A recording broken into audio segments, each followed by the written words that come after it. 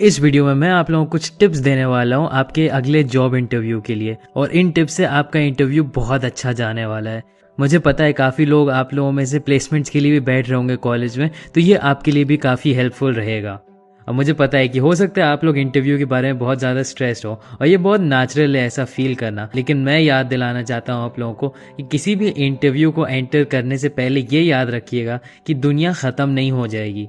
हाँ, हो सकता है आपके ऊपर बहुत ज़्यादा प्रेशर हो, लेकिन इम्पॉर्टेंट ये है कि आप याद रखें कि बाहर और भी अपॉर्चुनिटीज़ हैं और इससे आपकी नर्वसनेस भी कम हो जाएगी और आप अपने आप को अच्छे से प्रेजेंट कर पाएंगे। और याद रखिएगा कि इंटरव्यू देना एक स्किल है और स्किल्स की तरह, और आप धीरे धीरे जितनी इंटरव्यूज देंगे उतना आप बेहतर होते जाएंगे। तो अगर आपको रिजेक्ट भी कर दिया जाए तो आप उसको एक प्रैक्टिस की तरह समझिएगा। तो पहली टिप है कि आप अपने सोशल मीडिया को क्लीन कर लीजिए। ज़्यादातर एम्प्लॉयर्स आपका इंटरव्यू लेने से पहले आपके सोशल मीडिया को देखते हैं, और अगर आप भी रिक्रूट कर रहे होते किसी को तो शायद आप भी यही करते हैं। किसी के बारे में जानने के लिए सोशल मीडिया से अच्छा तरीका क्या हो सकता है। तो हमेशा ये याद रखिएगा कि आपको पता हो कि आपकी सारी प्रोफाइल्स पे क्या क्या है। सबसे अच्छा यही होगा कि आप कुछ भी पॉलिटिकल, पोलराइजिंग या अनप्रोफेशनल हटा दें, क्योंकि इससे आपके ऊपर नेगेटिव लाइट पड़ सकती है। और ये समझने के लिए कि क्या हटाएं, आपको अपने फ्यूचर एम्प्लॉयर के माइंडसेट में चले जाना होगा। इमेजिन करिए कि आप ही रिक्रूटर हैं और आपके पास इतने सारे कैंडिडेट्स का सोशल मीडिया अकाउंट है और आप एक को देखते हैं कि वो रेसिस्ट जोक्स पोस्ट करता है और वो एक अच्छा इंसान नहीं है। तो अब सारे कैंडिडेट्स में से आप उसको क्यों सेलेक्ट करेंगे? हो सकता है ये आदमी आगे जाके आपके कस्टमर को कुछ बुरा भला कह दे और उससे कंपनी को नुकसान हो जाए। इसलिए रिक्रूटर्स आपके आसपास भी नहीं आएंगे अगर आप कंट्रोवर्शियल सामान पोस्ट करते हैं। अब हाँ, हो सकता है कि कुछ रिक्रूटर्स को फर्क नहीं पड़ता हो, लेकिन आप रिस्क क्यों लेना चाहेंगे? इसलिए मैं सजेस्ट करता हूँ जो आप हटा सकें वो हटा दीजिए। अब दूसरी टिप है कि आप अपने रेज्यूमे को प्रोफेशनल बनाइए। मैं कुछ लोगों के रेज्यूमे देख रहा था एक दिन लिंक्डइन पे, और मेरे समझ में नहीं आया कि कितने लोग हैं जिन्होंने अपना रेज्यूमे प्रूफ रीड भी नहीं किया है। मैं एक बार कहना चाहूँगा ये बात, और होपफुली सबके ये बात समझ में आ जाए। आपके रेज्यूमे पे कोई भी टाइपिंग मिस्टेक्स नहीं होनी चाहिए। आपके पास हफ्ते होते हैं एक 2 पेज का डॉक्यूमेंट प्रिपेयर करने के लिए, उतने में अगर आप टाइपिंग एरर्स नहीं हटा पाएंगे तो ये आपके लिए बहुत नेगेटिव बात होगी। इसके अलावा कोई ग्रामेटिकल मिस्टेक्स भी नहीं होनी चाहिए। अगर इंग्लिश आपकी अच्छी नहीं तो किसी और को दिखा दीजिए, लेकिन ये ज़रूर ध्यान में रखिए कोई गलतियां नहीं होनी चाहिए। अपना रेज्यूमे बहुत लंबा भी ना बनाइएगा, 2 से 3 पेज काफ़ी है। आप गूगल पे बहुत सारे रेज्यूमे टेम्पलेट्स ढूंढ सकते हैं, बस ये ध्यान में रखिए कि वो नीट और टाइडी हो। और हाँ, अपने रेज्यूमे पे सिर्फ रेलेवेंट चीज़ें ही डालिएगा। ज़बरदस्ती की चीज़ें जैसे 4th ग्रेड का क्लास मॉनिटर डालने से रिक्रूटर्स को पता चल जाएगा कि आप क्या करने की कोशिश कर रहे हैं। दूसरे हाथ पे आपको ये भी पता होना चाहिए कि आप अपने आप को सेल कैसे कर सकते हैं। अगर आप लिखेंगे कि आपकी 1000 रैंक आई किसी रैंडम एंट्रेंस टेस्ट में, तो हो सकता है रिक्रूटर्स को पता ही नहीं हो कि उस एंट्रेंस टेस्ट की वैल्यू क्या है। लेकिन अगर आप लिखेंगे कि आपकी 1000 रैंक आई और आप 99.9 परसेंटाइल में हैं, तो वो और ज़्यादा इंप्रेसिव होगा, क्योंकि ये दिखाएगा कि आप 99.9% लोगों से बेहतर हैं। आपको कंपनी के बारे में भी पता होना चाहिए अप्लाई करने से पहले, ताकि आप अपना रिज्यूमे उसी के अकॉर्डिंग बना लें। अगर आपने 10 प्रोजेक्ट्स अभी तक बनाए हैं और आप अपने रिज्यूमे पे सारे लिख देंगे तो वो बहुत ज़्यादा इम्प्रेसिव नहीं होगा, क्योंकि देखने वाले इंसान को समझ ही में नहीं आएगा कि क्या क्या देखें। लेकिन अगर आपको पता होगा कि कंपनी किस प्रोजेक्ट्स पे काम कर रही है, तो आप अपने रेज्यूमे पे वही प्रोजेक्ट्स अपने डालिएगा जो उससे रिलेटेड हो, और तब आप इमीडिएटली अलग दिखेंगे और लोगों से। तीसरा पॉइंट है कि आपको अपनी रिसर्च करनी चाहिए। इंटरव्यू में जाने से पहले कंपनी पे थोड़ा रिसर्च करके जाइए।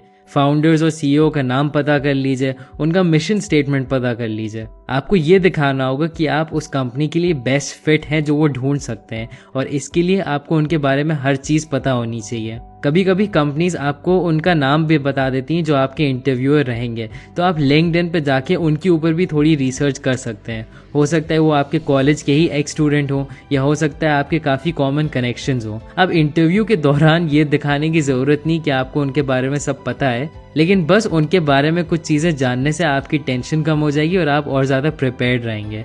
एक और चीज़ मैं ऐड करना चाहूँगा कि जब आप अपने रिसर्च कर रहे होंगे और आपको कुछ कंपनी के बारे में बुरा मिल गया, तो हेजिटेट ना करिएगा वहाँ पे ना जाने से। हर तरह की जॉब ढूंढने की ज़रूरत नहीं है, क्योंकि तब आप बुरे एनवायरनमेंट में भी फंस सकते हैं। सिर्फ उन्हीं जॉब्स के लिए जाइए जिनको आप एंजॉय करेंगे। अब 4th पॉइंट है कि पहले प्रैक्टिस कर लीजिए। कुछ दोस्तों को ढूंढ लीजिए या शीशे के सामने खड़े हो जाइए और उन क्वेश्चंस का आंसर दीजिए जो आपसे पूछे जाएंगे।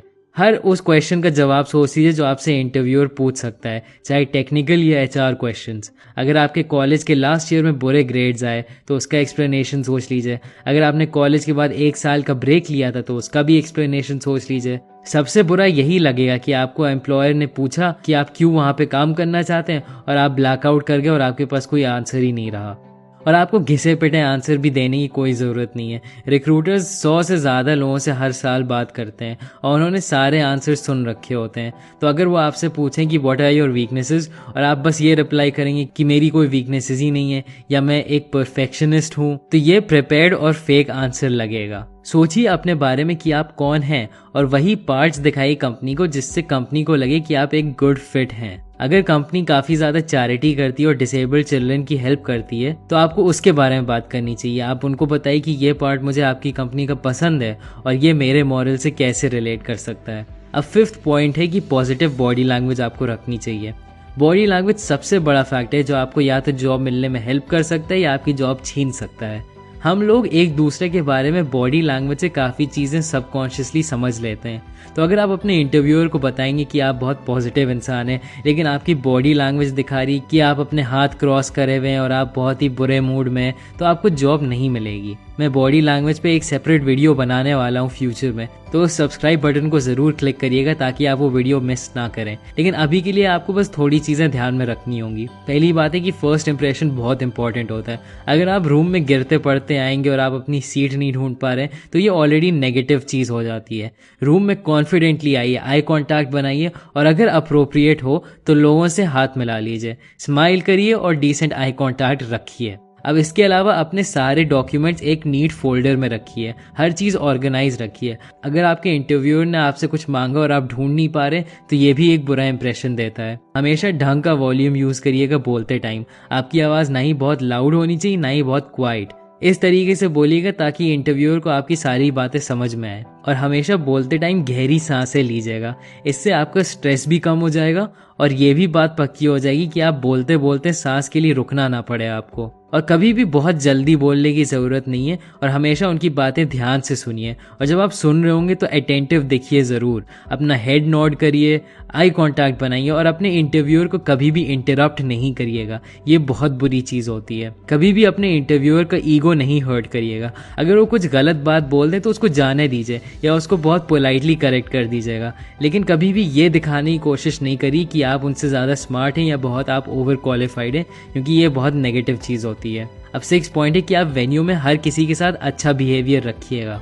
अब ये शायद आपको बहुत ज़्यादा इंपॉर्टेंट नहीं लग रहा हो, लेकिन आपको कभी पता नहीं होता कि आप किससे बात कर रहे हैं, तो आप हमेशा हर इंसान के साथ पोलाइट ही रहिए। अगर आप बहुत रूड रहेंगे रिसेप्शनिस्ट के साथ, हो सकता है बाद में वो किसी रिक्रूटर को बता दे कि आप कितने रूड थे और आपको जॉब ना मिले क्वालिफाइड होने के बावजूद। एक पॉजिटिव बॉडी लैंग्वेज रखिए, स्माइल करिए और पोलाइट रहिए। और ये तो ऐसी चीज़ है जो आपको वैसे भी करनी ही चाहिए। और लास्ट पॉइंट और सबसे इंपॉर्टेंट पॉइंट है कि आपको एक गिविंग माइंडसेट में रहना चाहिए। रिक्रूटर्स के पॉइंट ऑफ व्यू से सोचिए, वो चाहते हैं कि उनको जॉब के लिए बेस्ट फिट मिले ताकि आप कंपनी में अच्छा परफॉर्म करें और उनको बहुत पैसे कमा के दें।